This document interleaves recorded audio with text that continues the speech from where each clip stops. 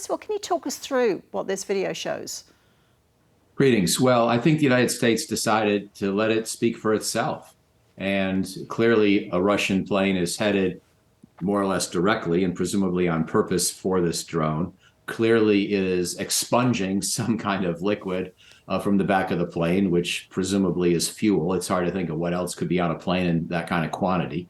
And so I think this is part of the overall U.S. approach in these last 15 to 18 months to make sure that Russian disinformation can't get a foothold around the world by getting somehow out there first. Anytime that we're in a position to correct the Russian narrative and use hard data to show that, in fact, what Russia said is untrue, we're inclined to do so. This has been a distinguishing feature of the whole Ukraine crisis and conflict.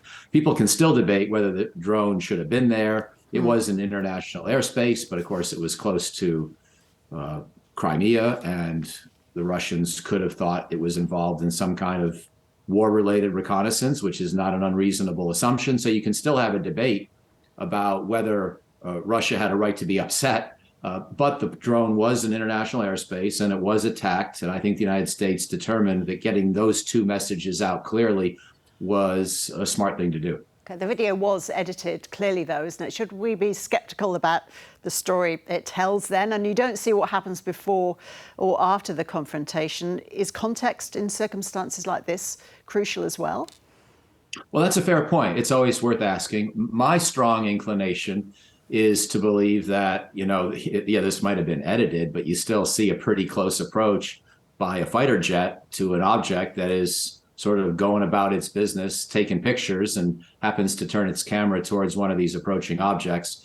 I guess the Russians could say it was accidental or something. But to me, if I were trying to somehow defend the Russian perspective, I would not try to argue away what we can see with our own eyes in this video. But I would ask, what's the larger context? Because certainly the United States has been helping Ukraine, not only with material support, not only with financial support, but with some degree of intelligence. It's not generally thought to be direct targeting information, but we are helping the Ukrainians confirm their understanding of Russian positions, of the location of Russian military assets. And Russia could understandably view us, therefore, as a quasi-participant in this conflict. And perhaps that's not unfair. I would say that the conflict, because it was brought on by Russian aggression, is one where we should be helping Ukraine in any reasonable way that we can. But if you were going to have an argument about this, I don't think you probably want to deny what the video shows pretty clearly. You can, however, ask if the drone is helping the Ukrainian cause in a direct military way. And on that point, I suppose the Russians might be able to say the United States is saying it's just providing indirect support, but it's really a quasi-participant in this conflict. So that's where I would go with the conversation. So how might this incident then increase tensions between Russia and the US and its allies?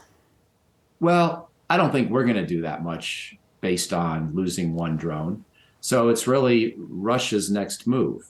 Is this just the first step in trying to contest international airspace and waterways near Ukraine, because Russia has decided it really needs to try to put the fear of God into all of us, that if we continue to support Ukraine the way we have, that there could be escalatory risks. As you know, Russia issued nuclear threats last fall, and there have been other ways in which it has tried to make us second guess our own commitment to help Ukraine. And if Russia continues to do that, we could see challenges to more drones, to even manned aircraft and ships. And so I really think in that sense, the ball is in Russia's court. I don't believe the United States will stand down from exercising its rights to use planes and and ships and other assets in international waterways, international airspace. We consider this to be our prerogative, and we're helping Ukraine in a reasonable way to defend itself against a violent attack by a neighbor. So I don't think we're going to doubt the righteousness of our cause or of our previous policy, but we'll have to see if Russia chooses to do this again. That's really the big next question. Okay. And finally, Michael, is it unusual for classified footage like this to be released? Not in the Ukraine war. The Ukraine war has seen a whole different set of assumptions about the importance of protecting sources and methods versus the importance of showing Russia as the aggressor. And, drones have cameras that are pretty good. I suppose you could figure out a little bit about their resolution by looking at this footage, but I don't think that any of us are surprised that a modern American unmanned aerial system is going to have a pretty good camera on it. And that's really all we learned from watching the video. So I don't think that the compromising of methods was in any way, shape, or form harmful to American national security interests. So it still takes a little bit of courage to break through those bureaucratic barriers because intelligence agencies like to protect everything. But when you step back and think about it, it was probably a smart call by the United States. Michael O'Hanlon, thank you so much.